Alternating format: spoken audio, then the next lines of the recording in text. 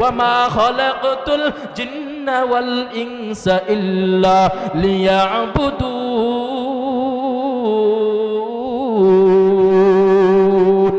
আল্লাহ আয়াত নাজিল করে জানায়া দেয়, ওগো নবীজি আপনি আপনার উম্মতদেরকে জানায়া দেন আমি আল্লাহ এই মানুষ এবং জিন জাতিকে বানাইছি একমাত্র আমার ইবাদত করার জন্য। বলেন না সুবহানাল্লাহ। ইবাদত কার করবেন? আল্লাহর। কারণ দুনিয়াটার কারোর জন্য চিরস্থায়ী না। আরে বান্দা, যখন দুটি চক্ষু যখন বন্ধ হয়ে যাবে, সন্তান কান্না করবে, বাবা বলিয়া কান্না করবে, কথা বলার শক্তি থাকবে না।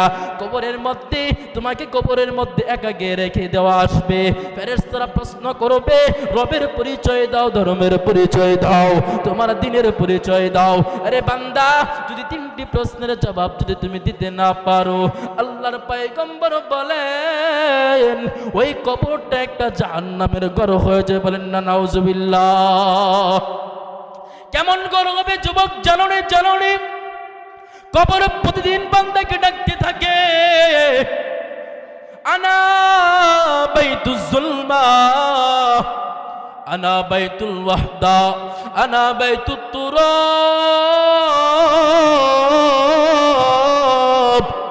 আমি একটা মাটির ঘর, আমি একটা অন্ধকার ঘর, আমি একটা একাকী ঘর।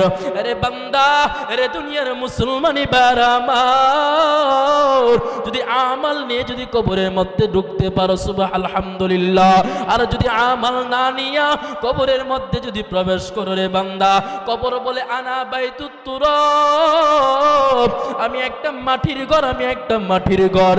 আমার ডানেও মাটি, আমার বামেও মাটি, আমার পেছনেও মাটি, আমার সামনেও মাটি। এত জোরে জোরে চাপ লাগাইব, এক পাজরের হাড় অপর পাজর দিয়ে প্রবেশ করে যাবে, এক পাজরের হাড় অপর পাজর দিয়ে প্রবেশ করে যাবে রে মুসলমান। এই জন্য আমল নেই কবরের মধ্যে প্রবেশ করো, কবরটা জান্নাতের বাগান হয়ে যাবে। নবী বলেন কাল কিয়ামতের হাসরের মাঠটা একটা ভয়ঙ্কর মাঠ হয়ে যাবে। কেমন মাঠ হবে জানো রে যুবক? জানোনি আল্লাহ পাক রব্বুল আলামিন হাসরের ময়দানে কঠিন হুঙ্কার জাল্লালিয়াতের হুঙ্কার দিয়ে বলবে, লিমানিল মুলকুল ইয়াউম লিল্লাহিল ওয়াহিদিল কাহ্হার। আজকে রাজত্ব কার? আজকে রাজত্ব কার? আল্লাহ উত্তর দিয়ে বলবে লিল্লাহিল ওয়াহিদিল কাহ্হার। বলেন আল্লাহু আকবার। আল্লাহ পাক রব্বুল আলামিন নিজে উত্তর দিয়ে বলবে আজকে রাজত্ব একমাত্র আমি আল্লাহর, আমি আল্লাহর।